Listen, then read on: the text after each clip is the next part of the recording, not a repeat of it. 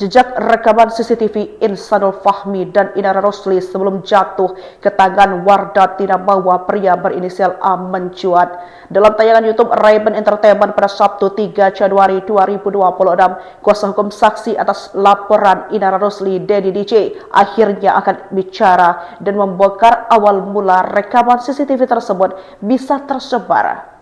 Lebih lanjut, Denny mengungkap dugaan siapa pihak yang pertama kali mengambil rekaman tersebut. CCTV tersebut diduga diambil dengan cara dicuri. Pelakunya yang sebelumnya saya sebut sebagai Mr. X patut diduga berinisial A atau Mr. A bebernya.